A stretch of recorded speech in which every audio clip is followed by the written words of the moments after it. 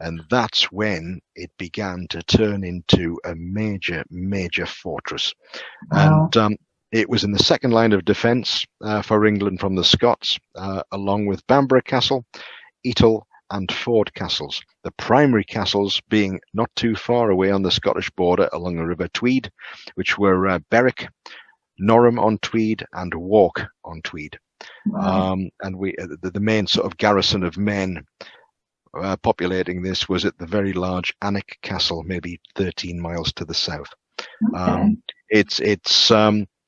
And then after the Union of the Crowns in 1603, it was only then did things in the area begin to calm down a little, and everybody was a little bit more given to, you know, a bit of peace and quiet and negotiation. Mm-hmm. Yes, as they used to say, better suaviter in modo than fortiter in re. Yes. And basically the defensive walls were opened up to provide doorways and windows, because beforehand those piercings were only got light in from the courtyard area. Right. It was very dark. Mm-hmm. It would be really dark, really gloomy, but it served a major defensive purposes. Northumberland, even back to Roman times, was always about defense. There's more castles and strongholds per square mile in Northumberland than anywhere else in the world. That's an interesting thing, right? Like for myself as an archaeologist, what I found interesting was I actually have a degree in battlefield archaeology. So I've spent a lot of time looking at a lot of the battles that took place, and especially between, Scotland and England, but even at the time of the Romans, moving, up and building Hadrian's Wall because they were afraid of, the tribes that were north. There's such interesting notes in Roman writings about them encountering, the Scotties and the Picts and different tribes at the time, and just, not sure what to make of them. So, we know that of course at this period of time, we start to see even what we would consider today, minimal fortifications, but at those times they would have been, very, very necessary, right? Even Hadrian's Wall was necessary at that point. But an interesting thing, and maybe our viewers and listeners might know, is Bamburgh Castle. Is this not the castle that Uhtred of Bebbanburg in the television show is supposed to have been in his family? Is this not the same? I believe it is, because yes. it was first found. Bamburgh got its name a long time ago, and the castle was founded either for or by Queen Bebba, and it was before it was Bamburgh, it was Bebbanburgh. Bebbanburgh, yes, Bebbanburgh. Bebbanburgh. Bebbanburgh. Bebbanburgh, yes. It looks like Berg, but it's Borough. Up here. Yeah, like Edinburgh. It's spelt the same way as Edinburgh. That's right. Which of course is only, Edinburgh is about 65 miles from not too Chillingham. Far. Yeah. So it's not far at all. But the other thing you're on about the Romans is the sort of the Roman road north, the main road north, was a road that got the title the Devil's Causeway. Yes. And that runs very, very close to Chillingham. And the old Roman roads are what William Wallace used to use on his raids south. Coming across the border. Border. Yes, border into England, essentially. But such a fascinating history. I mean, really, the castle itself, it looks like everything that we want it to look like in terms of a castle when we think of an old medieval castle. The other thing is that it's still standing and it's still occupied. Has it been occupied the entire time? Was there ever a period that it was empty? It was empty between 1932 and 1982. Oh, okay. So like a 50-year period, but not. But before that, no. It was absolutely constantly occupied. Yes, it was That's following amazing. Yes, but so a 50-year period where it was left. It was a billet for soldiers in World War II for a time, but after that, it was left. And then, of course, Sir Humphrey acquired it in 1982 and set about an absolutely top-class restoration. Wow, that's fantastic. Yeah. And it's wonderful. I mean, everything. I mean, there's beautiful gardens. The scenery around it is fantastic. It's just the archetypal English castle. Yes, English castle. Yeah. It looks right. It's in surrounded by beautiful countryside. Absolutely haunted to pieces. And that's the best part of it for me. But has it ever been used in any television or film work or anything before? Yes. Yeah. Okay, that's interesting. I wonder if they've had any experiences when they were on site. That would be an interesting thing. Yes, television-wise, they did. In actual fact, this is there's a television show that's been running a long time over in this country called Most Haunted. Oh, yes, I know it well. Mm-hmm. Yes, with Yvette Fielding. Yes, and Derek came on the show, yes, before he passed. Mm-hmm. Yes, I recorded a podcast with her some weeks ago, and we talked about Chillingham, and the second ever Most Haunted was actually filmed at Chillingham.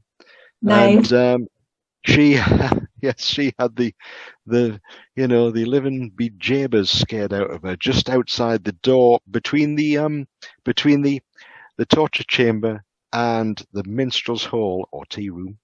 Mm-hmm. I do believe I remember vaguely that episode. I'll have to go back and catch it again on YouTube or wherever I might find it. But that was one of the original. That was one of the original paranormal shows that sort of kicked it off for everyone. That's absolutely right. Yes, and she ran off screaming in heedless terror in the dark. Yes. Also, there was a film made in 1997, I think, called Elizabeth, about Elizabeth I, starring Cate Blanchett. Cate Blanchett. So they used Chillingham. They used Chillingham. There's still some relics of the filming left. Wow. Within the castle. We kept it, and sort of a doorway and two fireplaces that the film crew installed, which look wonderful. And that was, I believe, Chillingham was used partially as Leith Castle during the filming. Okay. Wow, interesting. I mean, like we said, it is kind of that archetypical, amazing medieval fortress style castle that you want to see in television and film, but just to even see it, I think, in real life is probably even more astounding, because I don't think we really get an appreciation. We see photographs, we kind of see it, but when you're standing, like you said, in the courtyard or inside the building, and you can really feel, whether you're perceptive or not, you can really feel the history that's gone on in a location, and the fact that it has been continuously occupied for the majority of that 800 plus years. And, so when you talk about the activity in there, you can only imagine how many thousands of people have gone through or stayed or been on the grounds of this castle over the years. And just the residual energy alone must be through the roof. Like, just, I can't wait to come. Like, honestly, I can't wait to come there and just experience it, because I've for many years been sort of following little things on Chillingham, and like you say, the first, Most Haunted, their shows, and all of the really neat locations that they were able to go and see. And this was one of the memorable ones. I do remember the Great Hall as well on that show. So a really amazing opportunity for folks. And if anybody's going to the UK for a vacation or visit, take the time to go up to Northumberland, because it's really beautiful up there. And I know that a lot of people don't really go in that direction, but as you said, at Chillingham itself, and take a tour with Richard, or go on a ghost hunt if you dare. Yes, we do organize private Oh, ghost hunts for people yes, as well. that was what I was going to do, was a private investigation. Private ones. They are quite special, especially if you have a group of people who are either related or they know each other. They've been, together a long time. You got this wonderful ball of energy that, it's right. They gel together. They kind of know each other. And I think that's a lot of fun. Like when you're investigating too, it's really great to have people that you are familiar with, because then it's a lot easier to work with that person, because you sort of know what your expectations are. You kind of know how they react, etc. And it does make things better, but it also does bring a more cohesive energy to the picture. And I've always found that it helps to ramp up the activity, because I think when you have a lot of different people whose energy is fluctuating, it's very hard sometimes for activity to happen. I've found that sometimes you don't get as much activity the more people you have and the more random the energy is. Right? Yep. But yeah, if you have a group that are sort of well connected with each other, that you will have a better experience all around. I've had that experience myself. Interestingly enough, you always get an awful lot of ghost activity near water. Yes, water is a big conductor of energy. So big conductor. You've got the Chillingham burn runs in a ravine right beside the castle. Wow. And the other thing as well, it's interesting that the type of people who attend. I always tend to find that the water signs of the zodiac are the most receptive. It's funny. I'm a fire sign, but I'm very, very perceptive. So but I think you're right in that term. I've often said that when I'm on an investigation, I find sometimes the most activity in particular places is in the bathroom, or in the kitchen, or near a well. And it's because there is this water source that conducts energy. We have, Ian, you may know this story. There is a inn in Niagara-on-the-Lake in Ontario that's called the Oban Inn. And some of their activity is mostly centered in the bathroom. I heard that, yeah. It's the weirdest thing, because the house was built in the 1800s by a gentleman who came from Oban, Scotland. And he built this home, and then they turned the house it's like a boutique hotel now.